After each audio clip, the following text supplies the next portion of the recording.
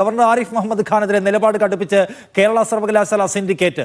Governor പങ്കെടുക്കുന്ന പരിപാടി 15 ഇടതുപക്ഷ സിൻഡിക്കേറ്റ് അംഗങ്ങൾ ബഹിഷ്കരിക്കും. ഗവർണർ സർവകലാശാലയിൽ കാവ്യവൽക്കരണം നടത്തണമെന്നും കേരള VC മോഹൻ കുന്നുമൽ ആവശ്യമായ യോഗ്യതയില്ലെന്നും ആരോപിക്കുന്നു ഇവർ. സൈഫ് സൈൻലാബ്ദീൻ, തിരുവനന്തപുരത്ത്. സൈഫ്, എന്താണ് ഇതിന്റെ വിശദാംശം?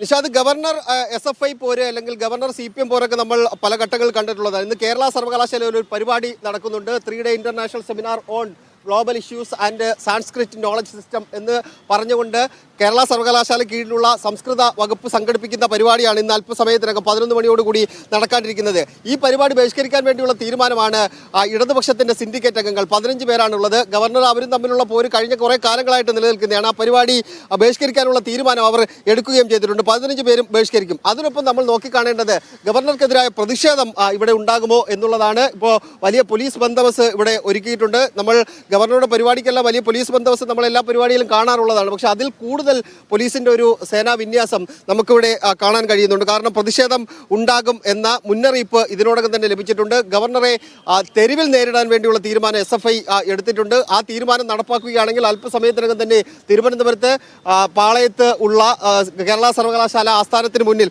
ചില കാഴ്ചകൾ കൂടി നമുക്ക് ചിലപ്പോൾ കാണാൻ കഴിഞ്ഞേക്കാം. നിഷാദ്.